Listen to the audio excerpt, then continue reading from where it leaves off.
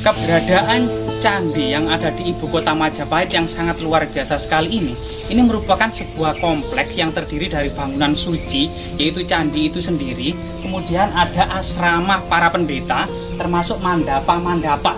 Jadi di sini ada mandapa-mandapa sebagai kemudian tempat diskusi para brahmana, para pendeta, termasuk para mahabrahmana yang kemudian menjamu para tetamu di mandapa-mandapa, termasuk mengadakan upacara ritual-ritual dan seremonial, serta ada struktur asrama yang terbuat dari batu bata kuno.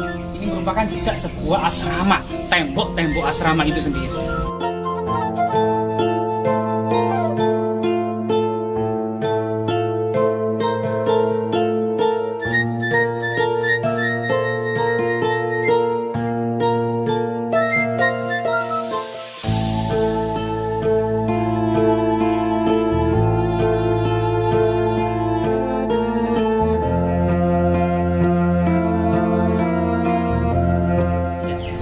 Memang ada namanya kitab abad pertengahan, yaitu ditulis pada abad ke-18, itu namanya Serat Damar Wulan. Serat Damar Wulan yang sangat mengagumkan ini kemudian menjadi cerita rakyat. Nama di dalam cerita Damar Wulan tersebut ada Ratu Kencana Wungu sebagai tokoh utama yang di Majapahit, dan ada tokoh Minak Jinggo sebagai penguasa Belambangan. Cerita Serat Damar Wulan ini berlatar belakang Perang Paregreg tahun 1401 sampai 1406. Tetapi memang nama-nama ini dan alur ceritanya ini ternyata ada beberapa yang berbeda dalam konteks kesejarahannya.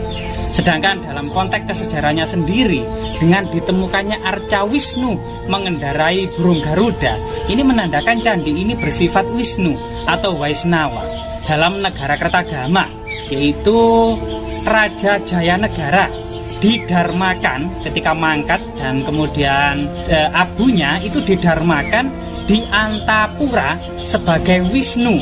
Dan inilah petunjuk bahwasanya tidak lain dan tidak bukan, Candi Minak Jinggo pada masanya adalah pendarmaan dari Raja Jayanegara.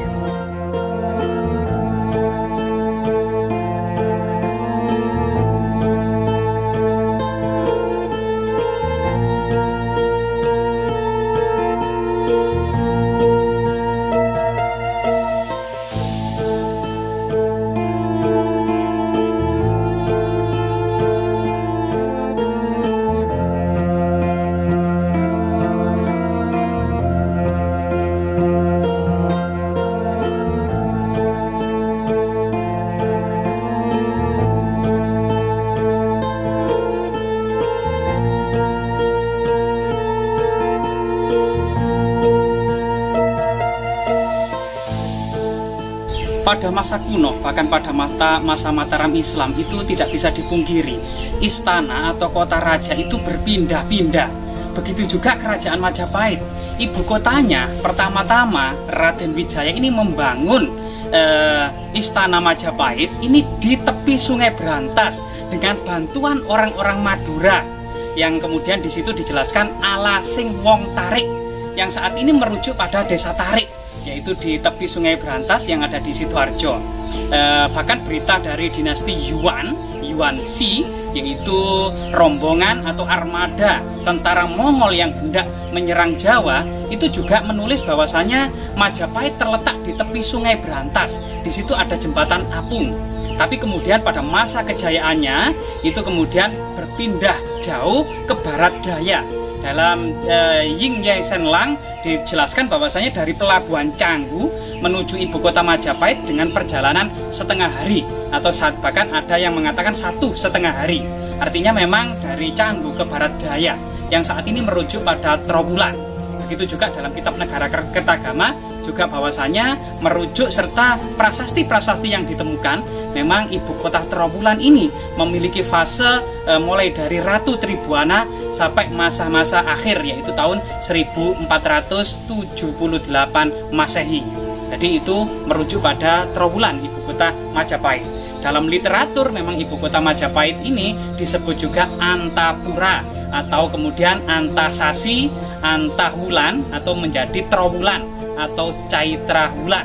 Ini merujuk pada nama dari ibu kota Majapahit yang ada di Trowulan.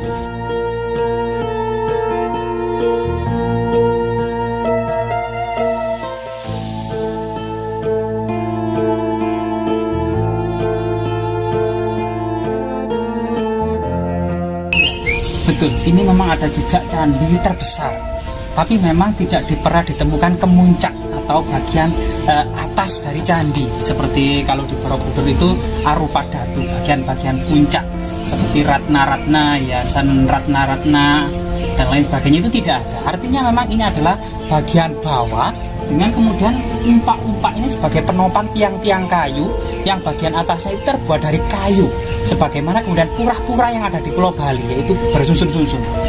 Volume batunya cukup besar sekali dan kebanyakan memang yang relief-relief indah, termasuk kemudian di situ ada gambaran alam pedesaan, itu sudah dipindahkan ke PIM Trowulan.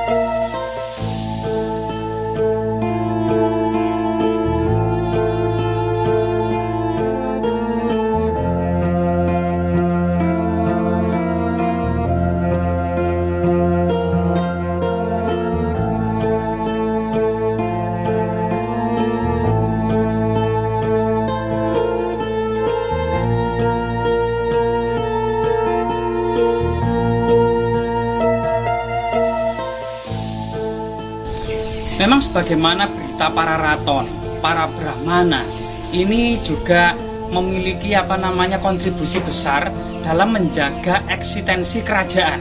Misalnya di atas Gunung Lejar, itu kemudian para brahmana bermusyawarah tentang sosok Kertajaya yang kemudian memunculkan Ken Arok. Dari para brahmana ini menobatkan Ken Arok sebagai raja, yang kemudian terjadi pergantian kekuasaan dari Kertajaya ke Ken Arok.